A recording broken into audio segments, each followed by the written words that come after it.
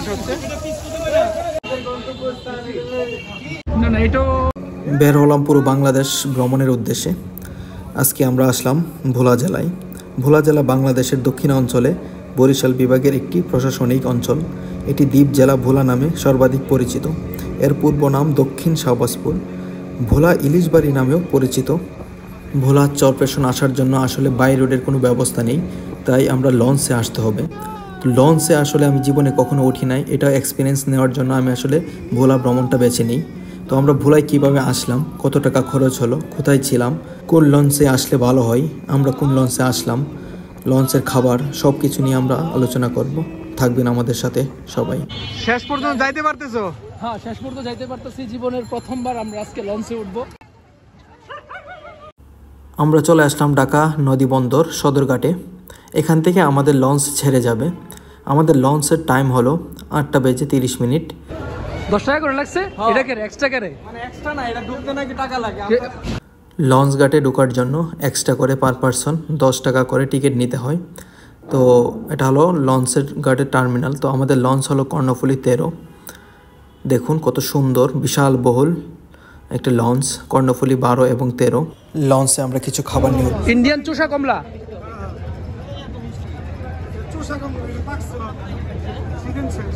এই মামা, এই মামা, এই মামা, আপনার মামা, সবার মামা, মামা মামা মিলে প্যারা লইছে।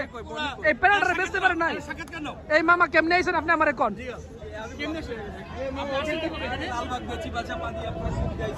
চিপা চাপা ফাঁক ফুক দিয়া মিয়া, আপনি এই চিপা চাপায় ঘুরেন কেন? এটা তো ঠিক না, এত চিপা চাপা ঘোরা তো ঠিক না। এটা হলো আমাদের লঞ্চ কর্ণফুলী 13। তো পাশে আছে কর্ণফুলী 12। জীবনের প্রথম লঞ্চে উঠবো, খুব এক্সাইটিং ছিলাম। তো আমরা কেবিনের চাবিগুলো নেওয়ার জন্য সামনে আসি। তো আমরা 6 জন মানুষ, 3টা কেবিন নেই, ডাবল কেবিন। আমি লঞ্চের ভিতরে ঢুকে আমি অবাক হয়ে যাই, এটা কি লঞ্চ না পার্টি সেন্টার? এত সুন্দর গোছানো একটা লঞ্চ।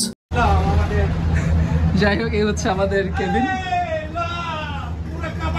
কি কি কি কি এটা হলো কর্ণফুলী 12। তো আর কিছুক্ষণের মধ্যে আমাদের কর্ণফুলী 13 ছেড়ে যাবে। তো দেখুন বিশাল বড় একটা লঞ্চ। ও মাই গড। এই তোমার অনুভূতি কি বলো? আমার অনুভূতি ওয়াও ওয়াও ওয়াও। আসলে ওয়াও দানে দেখছি তো এজন্য ওয়াও। এক দুইবার গেলে বুঝা যাবে। যাই হোক, আমরা রেগুলার গেলে হয়তো আমাদের কাছে ব্যাপারটা অন্যরকম লাগতো, যেহেতু ফার্স্ট টাইম খুব ভালো লাগতেছে। মানে লঞ্চের ছাদের উপর থেকে এখানকার পরিবেশটা অনেক সুন্দর। লঞ্চ আসতেছে যাইতেছে এবং রাতের এনভায়রনমেন্ট লাইটিং গুলা খুবই সুন্দর। আমরা যেই তারিখে যাই ওই তারিখে MS ব্রাদার্স নামে ওয়েবসাইট থেকে আমরা আমাদের কেবিনের টিকিটগুলো নিয়ে নিই। আমরা চলে যাচ্ছি, কোথায় যাচ্ছি জানি না, অন্ধকার আছে।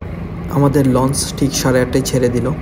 আসলে এক এক দিন এক এক লঞ্চ ভোলা চরপেশনের উদ্দেশ্যে রওনা হয়। তো বিভিন্ন লঞ্চের বিভিন্ন ওয়েবসাইট থাকে, তো ওই ওয়েবসাইট থেকে আমাদের টিকিটগুলো সংগ্রহ করতে হবে। তো আমাদের কেবিনের ভাড়া ছিল ডাবল কেবিনের 2000 টাকা। তো ডেকে আসছি, ডেকটা ঘুরে দেখবো। আসলে মানুষের মুখে শুনছি ডেকেও নাকি যাওয়া যায়। আসলে ডেকের ভাড়া হলো 200 থেকে 250 টাকা। খুব কম খরচে আপনি ডেকের মাধ্যমে আপনি চরপেশন ভোলার উদ্দেশ্যে রওনা হতে পারবেন। অনেক সুন্দর সুবিধা রয়েছে।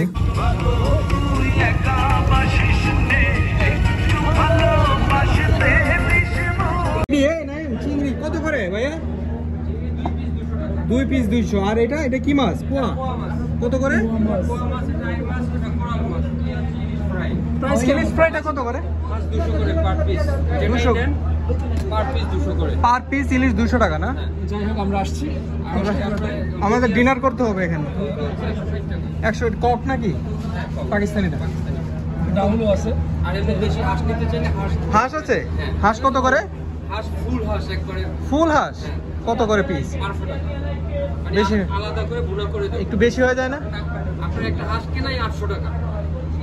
ওজন কতটুকু হবে? হাফ কি দেওয়ার সুযোগ আছে? 1 কেজি 300 থেকে 400 গ্রাম কাটার পরে হাফ, হাঁসের হাফ কি দেওয়ার সুযোগ আছে? না। আর আপনার সম্পূর্ণ লাইভ ওয়েট দিলে 1 কেজি 600 গ্রাম 700 গ্রাম। ঠিক আছে ঠিক আছে, আমরা আছি, আমরা দেখা দেব। এখানে জাস্ট ওরা হাঁস একদম মানে সামনে একদম লাইভ কুকিং করে দেখাই। এই যে এখানে একটা চার্ট আছে। যে ভাই ভাই ভাই আমার একটু ঝুল দেন। ভাই একটু আমার গরুর মাংসের ঝোল দেন।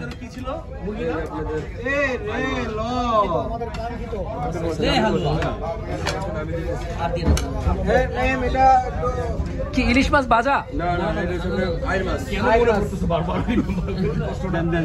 সেন্সে ইলিশ মাছটা এটা তো আমরা খাবোই, আমরা মনে মনে ইলিশ মাছ মনে করে খাই। আমরা ইলিশ মাছ চাইছিলাম, ইলিশ মাছ বাইরে আর কি। আমার কি দাম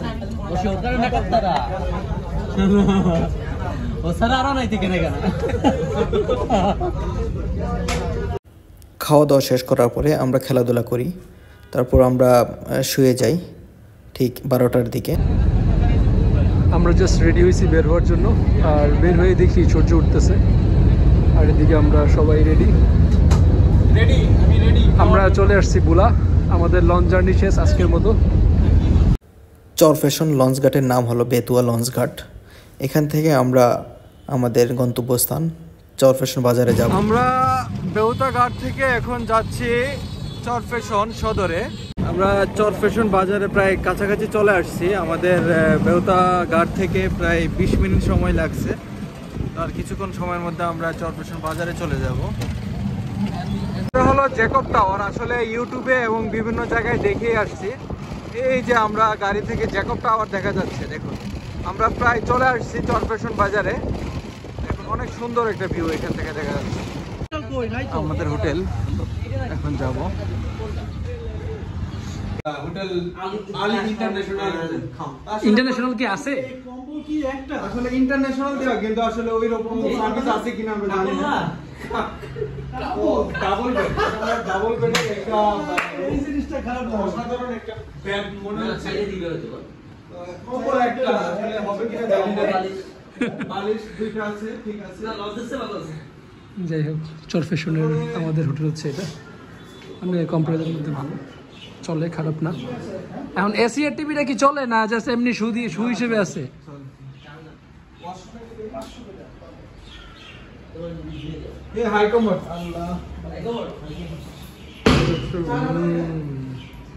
খাবারটা ওইরকম ভালো হয় না, এই জন্য আমরা আসছি ভালো কিছু খাওয়ার জন্য। তো যাবো অনেক দূরে, এই জন্য বাড়ি খাবার খাওয়া যাবে না, আমরা হালকা খাবারই খাবো। পরোটা খাবো, সাথে ডিম পুষ খাবো, সবজি খাবো, এগুলো এখন পানি খাবেন না? পানি তো থাকবে। সকালে খাওয়া দাওয়া শেষ করার পরে আমরা চর কুকরি মুকরির উদ্দেশ্যে রওনা হয়ে নিলাম। আমরা একটা অটো নিলাম 300 টাকা দিয়ে। আমাদের প্রায় আধা ঘন্টা হয়ে গেছে, তো আর কিছুক্ষণের মধ্যে আমরা পৌঁছে যাবো কচুরিয়া ঘাট। এর মধ্যে আমাদের বিনোদন দিতেছে আমাদের বড় ভাইরা।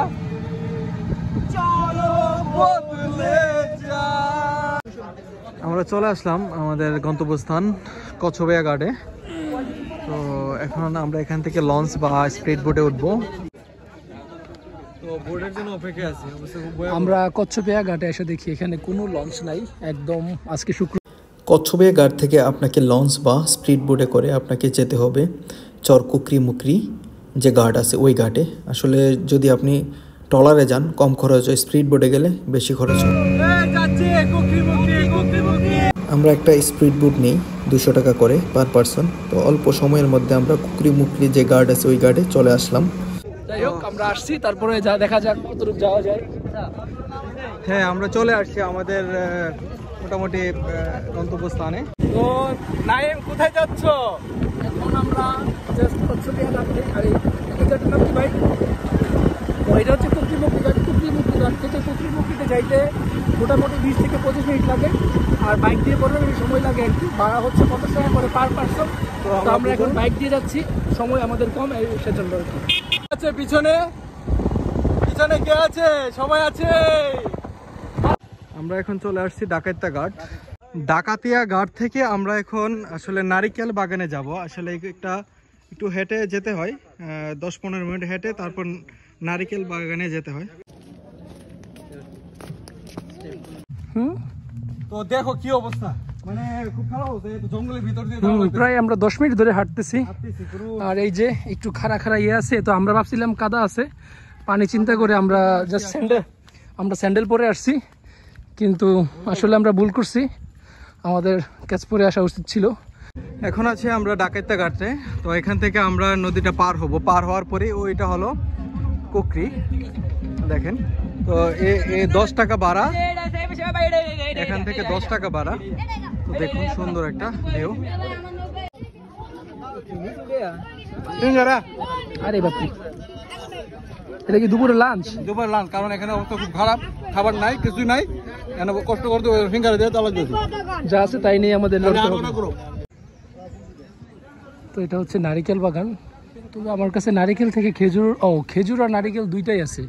এই পাশটা হচ্ছে নারিকেল আর এই পাশটা হচ্ছে খেজুর।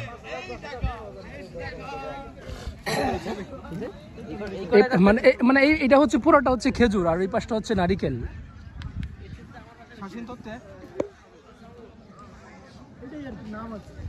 নারিকেল গাছে কিন্তু নারিকেল নাই।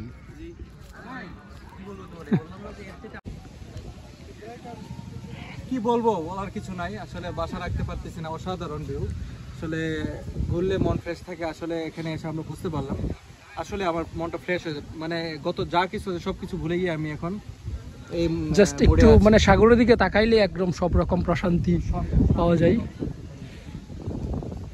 খুব সুন্দর, এইখানকার ভিউটা অনেক সুন্দর, অনেকটা বসন্তের বাতাসের মতো, একদম সাগর থেকে একটা ঠান্ডা বাতাস আসতেছে, খুবই আরামদায়ক। এটা কয়জনের? 2 জনের নাকি? এমনি কত করে পার পার্সন? 400 পার পার্সন, 400 টাকা করে। একটাই 400 টাকা, 2 জন থাকা যাবে 200 টাকা করে তেলে পড়তেছে।